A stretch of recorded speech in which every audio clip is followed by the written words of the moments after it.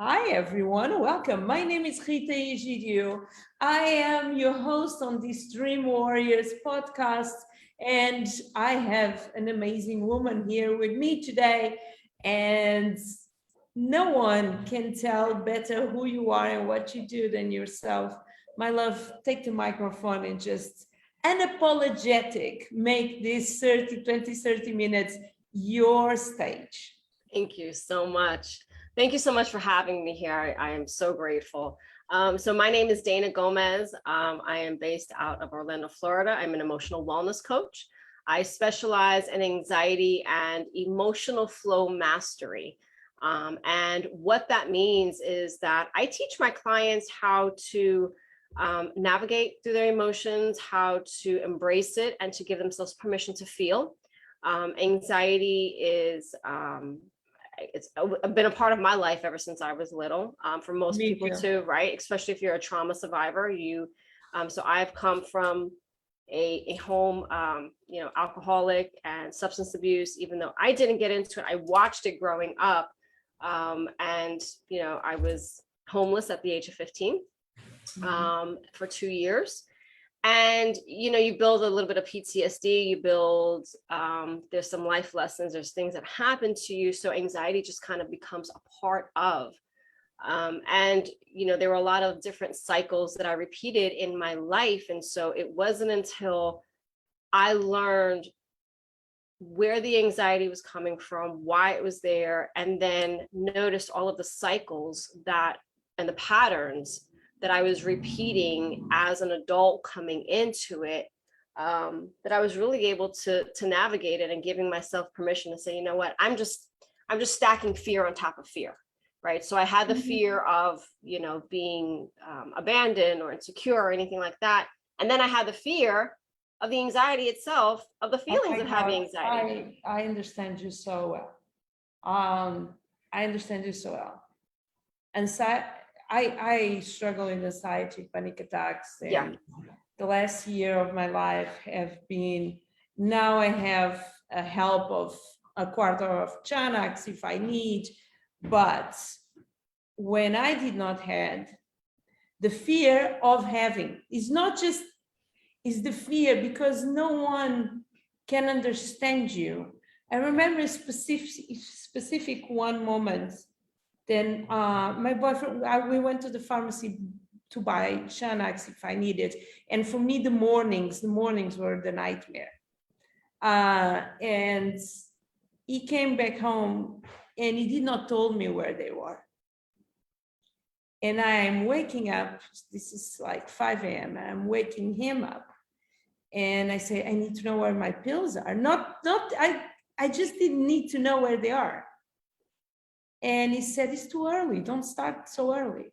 And that spiked my anxiety. It's not even then you want to take them, is you want to know where it is because it swallows you. That's right. It's so overwhelming. That's right. It's like, I always say, it's like to have a T-Rex ready to eat you. And the only thing people say to you is, please relax. Right. And it's the only thing you cannot do because I used to wake up with horror, how do you call night horrors or night terrors? Night terrors, yeah. And you sweat, you are sweating, you are cold sweating. And at the same time, one day I was so out of control that I remember to wake up and start begging anxiety to understand. And I understand that anxiety and panic attacks was the only way to pull me out of a situation where I tried thousands of times and I could not find a way to go out. Right. So I became in love for my body because I felt it was a weird way for my body to say, I love you. Yes. Sorry for going. This is no. That's actually beautiful, and it's perfect because that's exactly what it is. So by the time your body feels the anxiety, your mind has processed it 1,000 times over. Your mind is actually the one. See, my clients will say to me, well, my brain hates me. And so it's always giving me all of these racing thoughts, but it's actually the exact opposite. Your brain loves you. And what it wants to do is it wants to protect you from the initial thing that caused you the anxiety, that caused you that pain. So it's really just saying, hey, it's like a program in the background, right? Like what do you call it? Like an antivirus kind of running in the background, you know, kind of always filtering out all of the things that are happening throughout our day. And when there's a possible threat that comes in and says, hey, there's something here, like we might have something, boom, the anxiety comes up. It puts you on high alert. And by the time that happens, now all of a sudden your chest starts feeling tight. Your stomach starts feeling tight, your muscles, you know, I have muscle pain, I have neck pain, my shoulders are up to here. You can't breathe. It feels like you have an elephant sitting on your chest. How many people have felt that, right? I've been, and if you've had panic attacks, at some point you've been in the ER.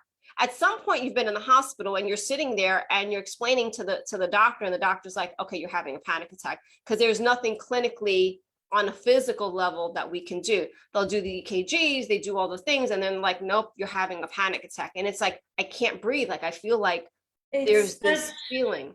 It's such a lonely and scary place to be. Yeah. And I'm getting emotional now because you feel sometimes you will never go out of there. Yeah. It's going to swallow forever. Yeah. And I used to feel like that. And today, I know that was the only option for me to start looking for self-love and self-respect and boundaries. And I know I'm paying a high price because of my decisions. Right. But you have moments, and it's just like, you don't want to look like a junkie who wants to look for her Xanax at 8 a.m. You just want to know they are there. You just needed to know they're there. And do you know why? Tell me. Do you know why? Because part of the anxiety is the unknown. I don't know where they are. I don't know what's going to happen to me if I can't find them. Or worse, I know what the feeling is that's going to happen to me when I don't find them. Now, if we sit with you through a panic attack, nothing actually really happens, except for the fact that your heart starts racing. Once you get control of those things, what ends up happening, you start saying, oh, okay, well, I'm okay. The mind is going to all of those things. It's going to go back to the default of the pain. It's going to go back to the default of, I need to protect you. I need to make sure that you're okay. It's going to go back to all of those survival tactics. And that's where that anxiety comes in. Now, one of the things that I teach my clients is, and that's where that kind of emotional flow mastery is, teaching them, okay, well, when we're having this panic attack, tell me what it is that you're feeling and you're thinking. And they'll go, like, for that, for example, if like, I can't find the medicine. Okay, well, do you need it right this second? Yes, I need it right this second. What's going to happen if you take it right this second? I'll feel better. Okay, but you'll feel better because you took it, but it's not going to kick in for another 20 minutes. So technically you're not really feeling better. You feel better in your mind because I physically placebo effect. That's it. And the placebo effect, the reason that it's so effective, and I teach my clients how to use, and I'm not, complete disclaimer, you know, please make sure you still see your physicians and your medical providers, but you can actually use your mind in order to heal, because that placebo effect is the same thing. If I give you a sugar pill instead of that medication, and you took it straight away, you're like, okay, I'm gonna feel better. I just need to let it kick in. It's fine. I'm gonna feel better. I just need to give it a couple minutes. Okay, so in the time that you're giving it a couple minutes, what are you doing? You're feeling better. You're feeling calmer because you took the medication. But if I gave you a sugar pill, you're not going to know the difference. But it's so important. Then you have people around you who can understand what the hell is going on with you. Yeah. in another way, and now in a very honest and raw way. My father have the same issues than me, and we have a relation. Then I found out that we are bounding by phone because he lives in the United States, just around anxiety and panic attacks, because he could understand me, because he had the same. Yeah. Then I found out then I don't want to bond around that. Right. Because at this moment in my life, I can spend days without taking anything because I don't feel any anxiety. What for me was really difficult, even to manage, was to waking up at 4. Thank God I don't. That is the funny thing of anxiety. When you have it, you are really aware. When you don't have it, you don't even realize you don't have it. Yes. Right? So it's a little bit unfair. But when I was waking up at 4 a.m., I could not even understand what was going on. So since you are a guru on that story, what is going on? Is our cortisol coming down? What happens? So you mean when we have night terrors? Night terrors. So what's happening in a panic attack? Right. So I think it's important to understand where the anxiety is coming from to begin with. So the anxiety is coming from our unconscious mind, right? So there's a part in our brain that's where the anxiety is coming from, and it's stored there. And anxiety really is, it's a memory along with an emotion that gets stored in that part of the brain. And so what happens is that when you are in a more relaxed state, which is sleep, right? You're in more of a relaxed state, depending upon what you're doing before you go to sleep. So what I tell my clients is, before you go to sleep, do some meditation, listen to some brown noise, do something, some affirmations. There's a lot of subliminal affirmations that you can do before you go to sleep, because it's depending upon what you're feeding your brain. If you're watching news and cop shows and drama shows and all those things before you go to bed, it's going to continue to spike your anxiety. Now, when you're sleeping, the brain is just kind of like on its own, it's doing its thing. So it's going to pop up, because it's in a more relaxed state. It's going to pop up some of those memories. It's going to pop up some of the things, especially if you're in a state where you're trying to work some of those things through. That again, that default and that thought in the back of your mind, that's kind of just like in the background, almost like an app running in the background, is going to show up and say, oh, hey, this is what we need to do. Remember when this happened? Remember how this felt? Remember. And each one of those remembers has an emotion. And each one of those remembers has an emotion, has a feeling, has a trauma. And each one of those traumas is what your brain is trying to protect you from. And so what it's doing is it's just wanting to protect you from those traumas. And if you are in a state where you haven't resolved those traumas and you're continuing to work through them, that anxiety is going to continue to manifest. Does that make sense? And so when 100%. When you give yourself the permission to, working with a professional. So I'm a coach, but my clients see therapists as well as me. So it's pretty much a group effort, right? So, they come to me for very goal-oriented things, like learning how to manage their anxiety, either through like EFT, guided meditations. EFT tapping saved my life. Yeah. And it's been wonderful for my clients as well. Aside from that, I mean, like I do a lot of NLP work, a lot of work with the unconscious mind and like, guided meditation. So, so you recognize that, and doing so, it helps them to reconcile those traumas and the feelings that come along with it. So then that way, that's where the emotional flow mastery comes from. They're saying, okay, well, what we're going to do is, I'll have you do emotional check-ins every 3 hours, right? So basically on your phone, just set a reminder for every 3 hours to check in with yourself. How are you breathing? Where in your body are you feeling it? What's that feeling that you're feeling? On a scale of 1 to 10, 10 being the most intense, where are you? and you just check in, because what's happening is that now you're learning how to have that self-awareness before the anxiety, the panic attack hits, because by the time the panic attack hits, you're already on 10 and more, right? Yeah. So what you want to do is you want to get ahead of it. So the more that you're able to do that, have that self-awareness. Now, after you do the check-in, you do a little bit of breathing, breathe in, hold, release, breathe in, hold, release, counting to 5 for each one of those, or 7 or 10, whatever that works for you. There's different variations. I have my clients do 5, 5, 5, because that represents change, for angel numbers and stuff. And that's one of the things that I work with my clients on spiritually also. But so they do that. You do that 5, 6 times, immediately you're changing state. So when you're doing that breathing, you're giving your brain a job. You're giving your mind a job. Okay, she wants me to breathe in through the nose. She wants me to count. She wants me to hold. It's literally talking you through it. Yeah. So that's happening mentally. On an emotional level, you start feeling calmer. You start feeling more relaxed, but also you start getting to the point where you're feeling more confident. More in control. In control. Because I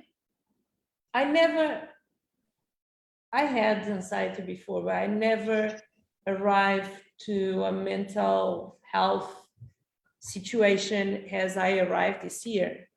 And I'm 41, so I think it's the consequence of all the traumas, all the things that did happen to me that I never addressed. Right. Because let's go to the next one. Right. I became the best to solve just any go problem. Just keep going. Just keep going. Just keep going. What's the next thing? All right, that's fine. I can get to the next one. What's the next thing? Yeah. Same. The point is, sometimes I think you feel ashamed, embarrassed. I feel very embarrassed when I feel like that. I want to say sorry to everyone. And it's a very terrible feeling, because I should not feel like that. I am a warrior, and I am a survivor to so much shit. Then I should not feel, oh, I'm sorry because I have a panic attack. And if the fear is, I'm going to be like this forever. So that being said, and I'm just bringing some emotion to here because I know so many people struggle with this, and some people don't even want to address this situation. Yeah. I am going through my journey, and when I start deciding, not solving, but deciding where I'm going to fix or take action about any problem which is bringing me anxiety, whatever. On the beginning was money, and then it was my kids, and then it was my abuse, and then it was all the things. I'm going to address one by one in their correct moments. The priority now, it's me, my mind, and loving myself. That's it. You can't pour from an empty cup. No. And I was not the empty cup. I was like half a cup already, like broken. Yeah. So I'm on that journey, but I want to send some message to someone who feels like us. Yeah. I want to tell point one, you are not alone. No. Look, you don't need to feel sorry, because it's hard enough to have anxiety. It really is. And here's the one thing that that was very life-changing for me, was that when I was going through my journey, I kept hearing, you have to find yourself. And I had spent so many years of my life running from who I was, and I accumulated more experiences, more traumas, more abuse, right? All those things that by the time I met up with that person, and I'm like, I don't even know who you are. Like, I can't even relate to you anymore, right? So what I realized that I could do after many years, I say that, was I could recreate myself. Mm-hmm. And I had the opportunity. Like a white, black, completely. I can recreate myself in a way that feels authentic for me. Now, am I going to get it right every day? Probably not, and that's okay. But I allow myself these opportunities to rise and to fall and to grow and to heal. And my favorite saying is healing is a journey, not a destination, because there's so many layers to healing. You know, right now I'm going through just another layer. You know, I've healed so much, and it's like now I found some, you know, family traumas that just kind of came back out, and I'm like, oh, I didn't know that. Okay. Got to deal with that now. Yeah. And as you're rising up, there's always going to be something. But here's the thing about it is that you're never starting from scratch. You're never starting from zero. You're starting from the last experience that you had. You're starting from that last strength that you gained.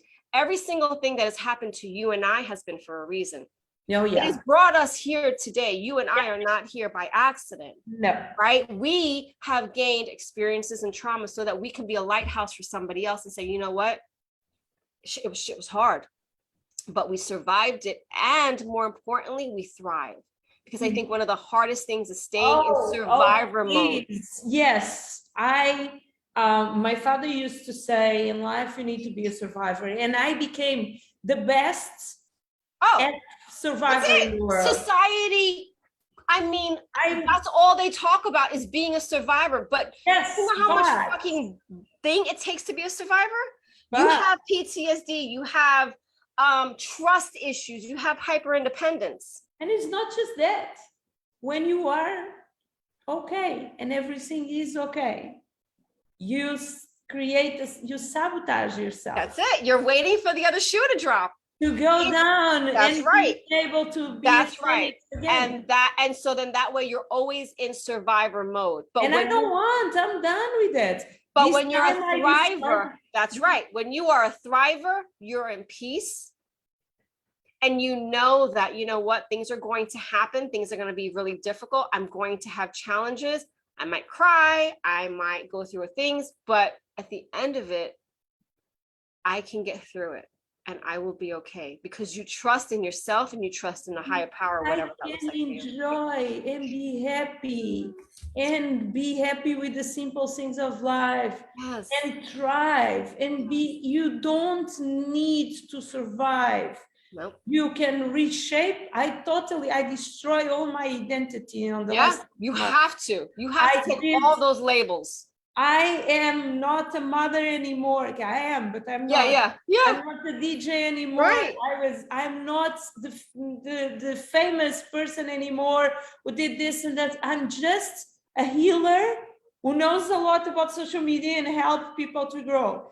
And that is my job. And finally, what is beautiful on this is nothing in my life than I did before. Not cinema, not TV, not touring the world, nothing made me as happy as I am when I lead a group of women that I'm going to do in 1 hour.